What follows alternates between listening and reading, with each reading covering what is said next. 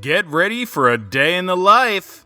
I'm the TheFlannelFox Tim Swernick, and I reviewed WorldNeverland Elnea Kingdom on the Nintendo Switch. Not having played a simulation game since The Sims when I was a teenager, I wasn't sure what to expect when jumping into WorldNeverland Elnea Kingdom. But the hopes of challenging turn-based battles and interesting RPG progression kept me moving straight ahead. When entering this world as a traveler, you create a character with fairly limited character creation tools, especially in the beard department. Then you begin your adventure with a number of menial tasks that teach you the basics of the game.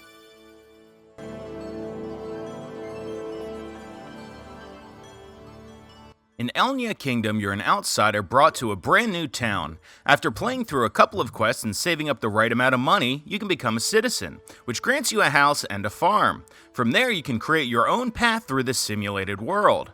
The number of things that you can do can be quite overwhelming at first, but once you set your sights on a goal, similar to most open world games, working toward your own goal is the real satisfaction.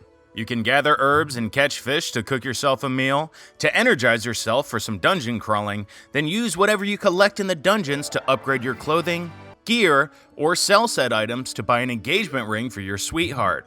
With so many systems in this game, it takes a good hour or 3 before you can move through the interface with ease.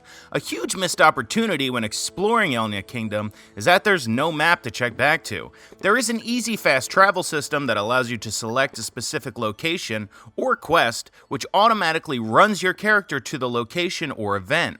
But that really takes away from the fun of wandering around this semi-lush world. Eventually, you do learn your way around, but with a loading screen between every single small area, it really makes it hard to do so.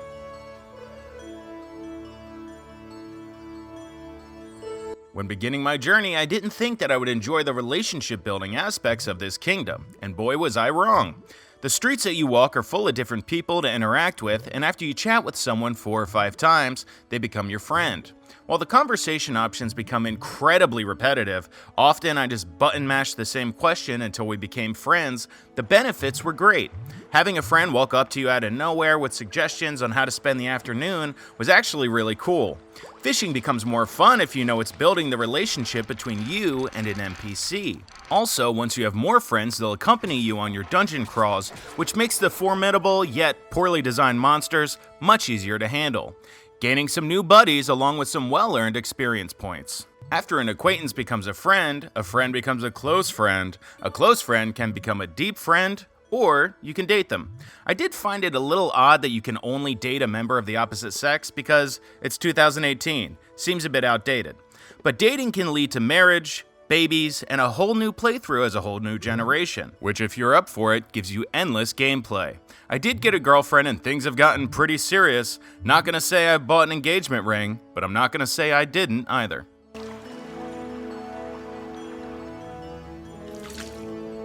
Right from the get-go, you have the option to do some dungeon crawling. From your fast travel menu, you can select a number of different level dungeons from different areas of the map, each one corresponding to a different weapon type. I started in the forest where a lot of enemies are weak to the sword, then moved to the mines where enemies are weak to the axe. Combat, while simple, is pretty rewarding. As the difficulty greatly increases with the dungeon's level, you really have to grind. You do have the option for auto combat, which is fine for moving quickly in the beginning part of the dungeon, but is not recommended for the stronger boss at the end of the dungeon. Normally in pairs, if you don't combo your attacks correctly, they can smash you to bits. However, if you survive, you're rewarded with tons of loot, which you can upgrade your skills and weapons and experience to strengthen you at your core. While Elnea Kingdom is a big open experience, I wish some of the aspects of the game were a little more intuitive. You basically choose your own adventure, but from the rip I wanted to join the military or the mountain corps, which they make very hard to do.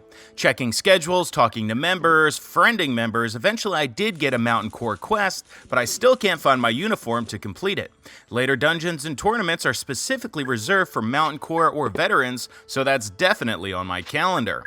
Elnea Kingdom plays smooth, in-docked, and handheld, despite some minor game bugs like fishing before you get to the water.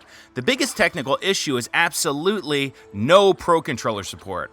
When playing docked, I had to play with my Joy-Con attached controller because the Pro, even plugged in, did not work.